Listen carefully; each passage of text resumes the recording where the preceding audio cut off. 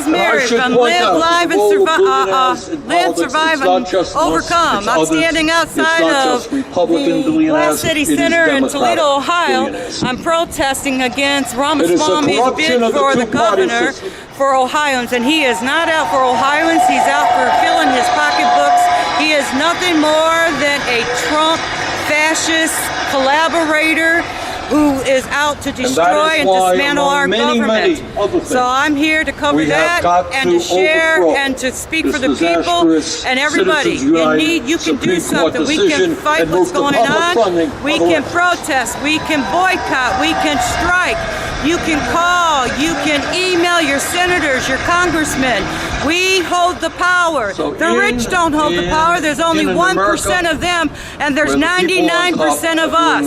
If we unite together, we can fight and we can win. For a moment about something that is very immediate, and that is the so-called reconciliation bill. It's a fancy term in Congress. It's a big bill that the Republicans right now are working on.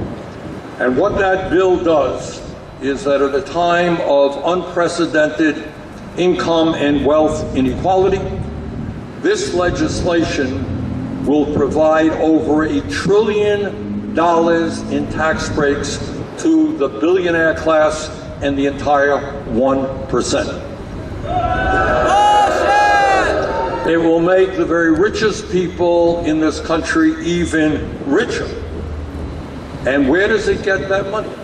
Well, it gets that money by cutting Medicaid, housing, nutrition, education, and the other basic needs and programs that working families depend on. We cannot allow that legislation to pass. That is not what the American people want, and in fact, it's exactly the opposite of what the American people want. I look at a lot of polls, and what the American people say is, don't give billionaires a tax break, demand that they start paying their fair share of taxes. That's right, billionaires should pay their taxes! A comeback not just for Ohio, but for the country when I start as your next governor. Outside of the downtown rally, protesters voicing their displeasure. All Ramaswamy wants to do is tear it down and says he's going to make it better. No, he's not. Listen closely to the interview questions given to or asked to Ramaswamy back during the time of running for president.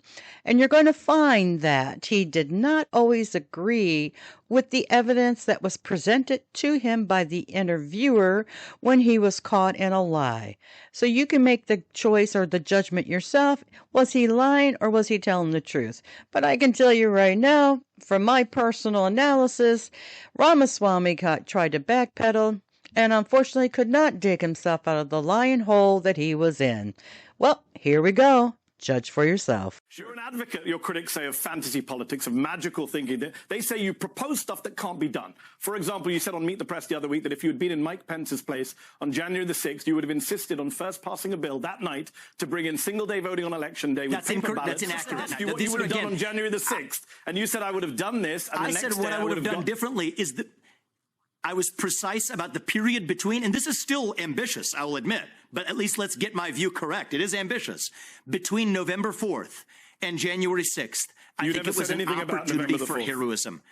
Just to be clear, you never said anything about said it every step. Let's play the clip. Guys, do we have the clip? I've said this in countless forums. Let's have a listen to the clip. On your Chuck Todd splice script, in all of my written statements and everything I've said, hold on, we're playing the clip right in now. That period between the election. Here's what I would have said. We need single-day voting on Election Day. We need paper ballots, and we need government-issued ID matching the voter file. And if we achieve that, then we have achieved victory, and we should not have any further complaint about election integrity. So what would I would have driven it through the Senate. So what would you have done with Mike Pence? You would have not certified the election?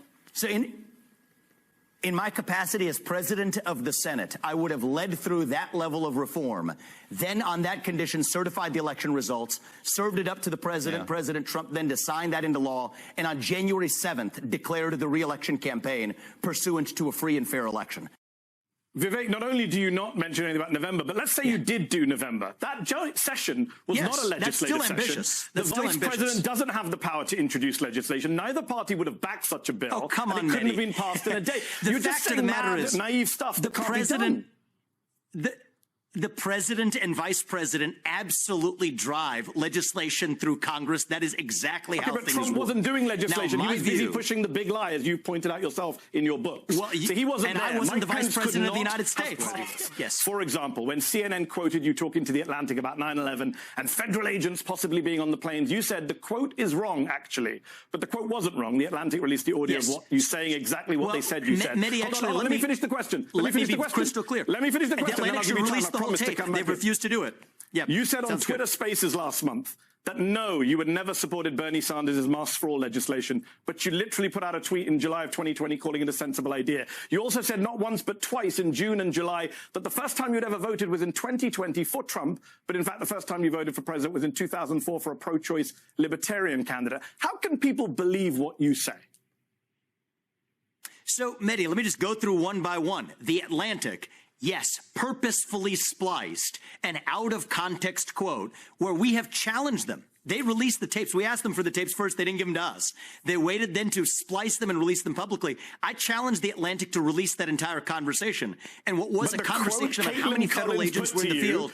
You said was wrong. We all heard it. We can play it if you like. No, it is exactly word for word what she quoted to you.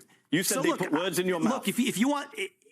If you want hard facts, here are hard facts. That day, The Atlantic printed it. I said, that looks like something that never captured the character of our conversation. Can you ask Atlantic for the tapes? They said they would refuse to release the recording to us. So when Caitlin asked me about it, I said, that does not at all sound like the context of what I said. And then, it turns out The Atlantic releases a very, everybody should listen to it. You're putting words in my mouth. It functionally sends the wrong message, you could have said, oh, functionally. Okay. You could have said it's out of context. You said the quote was wrong. It was so badly taken out of context that it misled their audience. It was so badly taken out of context. It was basically a lie and it misled their audience. But ask the Atlantic to release it. So my view here is, here's what I've learned. The media distortion filters. Mehdi, if they are going to cut something before and after without the question of what the guy is that came beforehand, come on, why wouldn't the Atlantic? Why are they so reluctant to release the whole recording? Maybe because the audio they released, you're still denying you said what's on the audio. Okay, let's ask you this question. Is Donald Trump, it's a joke that the media is going to selectively edit this, and this is the way this game is played. Politics is dirty, that's okay, I'm ready for it. It's not edited, just to be clear. Is Donald Trump, as you say now, the best president of the 21st century? Of the 21st century. Yes, he was. Let me ask my question. Let me finish the question. Is Donald Trump, as you say now, the best president of the 21st century, who you say you want as an advisor and a mentor if you become president? Or is Trump, as you've said in the past in your books on Twitter, a, quote, sore loser who is a, quote, danger to democracy and who did, quote, downright abhorrent and egregious things on January the 6th? Which one is he, Vivek? So to be crystal clear, between George Bush, Barack Obama, Joe Biden, and Donald Trump, those are the presidents of the 21st century. Donald Trump is unambiguously, as judged by the results, the best president of the 21st century. Kept us out of wars, grew the economy. I give him full credit for that. Is a distinction we have to draw. Understood. You say you are anti-identity politics, anti-affirmative action in a party that hates the Soros name, yet you accepted a Paul and Daisy Soros scholarship at law school that was specifically set up for the children of immigrants. It was an affirmative action scholarship, and your defense for that is that you didn't have the money to pay for law school, even though you'd already made over $1 million at the time, and made another $2 million. My defense of that is somebody gives you a merit scholarship at the age of 24, you take it. At the age of 24, somebody gives you a merit scholarship, you take it. I didn't say I didn't have the money. I said at a time when I had a lot less money than now, $50,000 you said exactly I didn't have the money to make. You keep forgetting your quote. You said, when I didn't have the money. So, Mehdi, I've made this really easy for everybody. And I did this in the early weeks of the campaign. I released 20 years of tax returns. Yes, you did. Something that no presidential candidate, let alone somebody who's successful in business, has done. I challenged Democrats and Republicans alike, including the Biden family, to do it.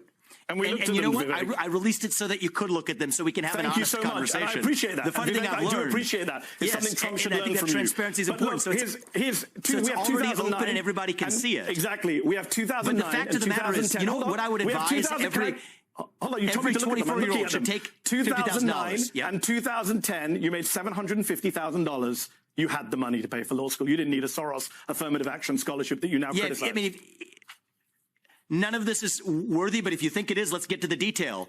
That was actually the it first is big worthy. piece You say of money you're anti-affirmative action. Well, you took a scholarship for immigrants. I'm anti-affirmative action. So why did you take a scholarship for the children of immigrants? Which falsehood would you like me to address? The financial one or the one about my views on affirmative action? Because I can go in whichever order you'd like. Did you not make $750,000? On the financial piece of it.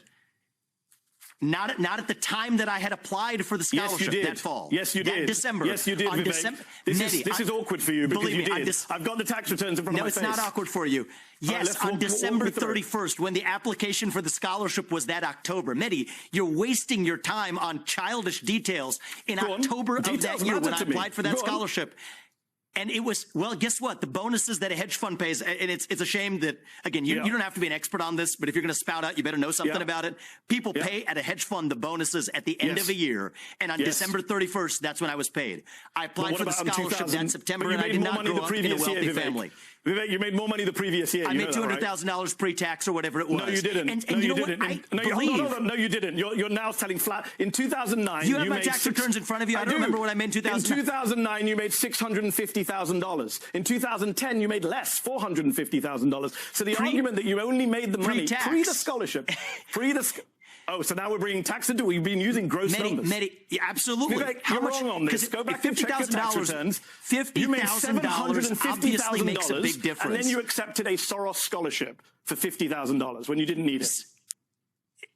Well, you know what the fact is, Mehdi, is $50,000 did make a big difference to me back then. And anybody who has a few $100,000 in the bank is going to take $50,000 without strings attached. Take the scholarship.